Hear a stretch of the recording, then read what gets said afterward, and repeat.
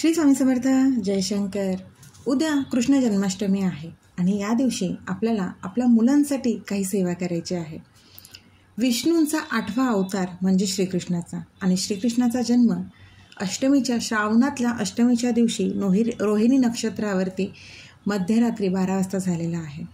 त्यामुळे आपल्याला आपल्या मुलांच्या संरक्षणासाठी, त्यांच्या भविष्यासाठी, त्यांचं चांगलं होण्यासाठी, त्यांची प्रगती होण्यासाठी, त्यांना सगळ्या नकारात्मक ऊर्जेपासून त्यांचं संरक्षण होण्यासाठी किंवा ज्यांना संतान नसेल, ज्यांना मुलबाळ नसेल, त्यांना संतान प्राप्ती होण्यासाठी ही साधी सोपी सेवा आवर्जून करावी.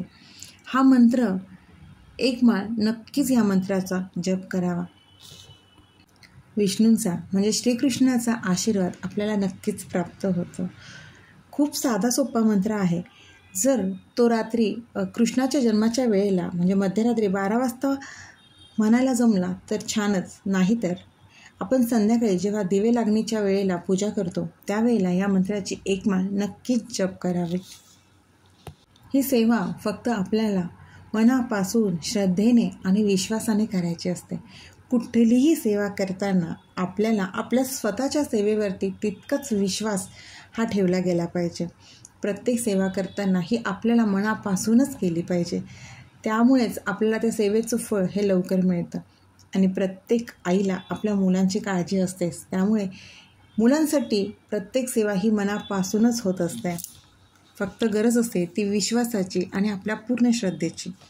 त्यामुळे पूर्ण श्रद्धेने या मंत्राची एक माळ नक्कीच करा. तो मंत्र म्हणजे ओम कृष्णाय वासुदेवाय हरये परमात्मने प्रणतक्लेशनाशाय गोविंदाय नमो नमः.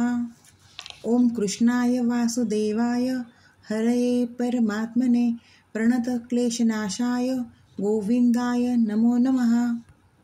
हा मंत्र अत्यंत प्रभावी आहे आणि या मंत्राची एक माळ सेवा उद्या अष्टमीच्या दिवशी, कृष्ण अष्टमीच्या दिवशी नक्की करा. आणि ह्या मंत्राची रोज एक माळ सेवा आवर्जून करा. आणि ज्यांना संतान प्राप्ती हवी असेल त्यांनी या मंत्राचा जप नक्कीच करा. कारण हा मंत्र अत्यंत प्रभावी आहे आणि ह्या मंत्राची जी काही सेवा होते ती नक्कीच फलद्रूप होत असते. त्यामुळे उद्याच्या दिवशी तर आपल्या मुलांच्या संरक्षणासाठी, प्रगतीसाठी, त्यांचं भविष्य चांगलं होण्यासाठी आवर्जून प्रत्येक आईने या मंत्राची एक माळ जप नक्कीच करा. कृष्णाच्या जन्माच्या वेळेला नाही जमलं तर उद्या संध्याकाळी दिवे लागण्याच्या वेळेला तरी ही एक माळ आवर्जून जप करा. प्रत्येक सेवा करताना आपले कर्म, कष्ट प्रामाणिक असायलाच हवे आणि आपल्या श्रद्धेवरती आपला तेवढा विश्वास असायलाच हवा. श्री स्वामी समर्थ. अशक्य ही शक्य करतील स्वामी, अशक्य ही शक्य करतील स्वामी.